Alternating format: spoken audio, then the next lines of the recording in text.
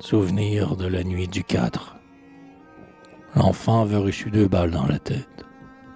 Le logis était propre, humble, paisible, honnête. On voyait un rameau béni sur un portrait. Une vieille grand-mère était là qui pleurait. Nous le déshabillions en silence. Sa bouche pâle s'ouvrait. La mort noyait son œil farouche. Ses bras pendants semblaient demander des appuis. Il avait dans sa poche une toupie en buis. On pouvait mettre un doigt dans les trous de ses plaies. Avez-vous vu saigner la mûre dans les haies? Son crâne était ouvert comme un bois qui se fend.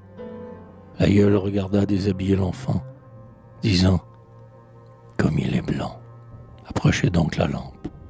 Dieu, ses pauvres cheveux sont collés sur sa tempe. » Et quand ce fut fini, le prit sur ses genoux.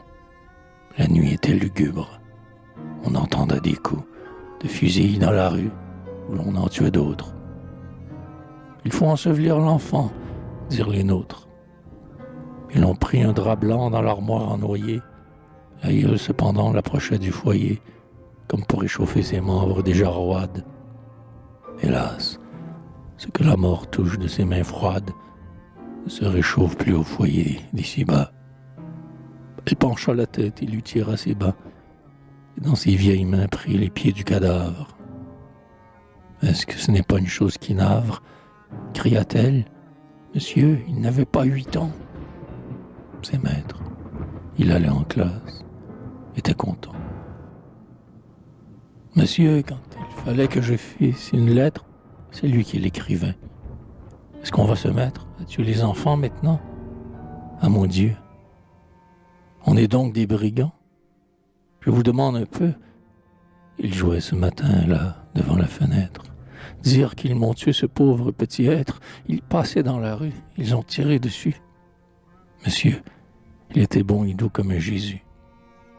Moi, je suis vieille. Il est tout simple que je parte. Cela n'aurait rien fait, monsieur Bonaparte, de me tuer au lieu de tuer mon enfant. Elle s'interrompit, les sanglots l'étouffant. Puis elle dit, et tous pleuraient près de l'aïeul, « Que vais-je devenir à présent toute seule?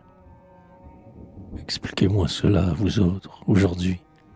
Hélas, je ne vais plus de sa mère que lui. Pourquoi l'a-t-on tué? Je veux qu'on me l'explique.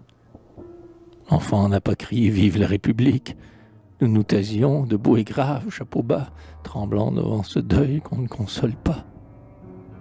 Vous ne compreniez point, mère, la politique. Monsieur Napoléon, c'est son nom authentique, le pauvre et même prince, il aime les palais. Il lui convient d'avoir des chevaux, des valets, de l'argent pour son jeu, sa table, son alcôve, ses chasses. Par la même occasion, il sauve la famille, l'église et la société. Il veut avoir Saint-Claude, plein de roses l'été, où viendrions l'adorer les préfets et les maires.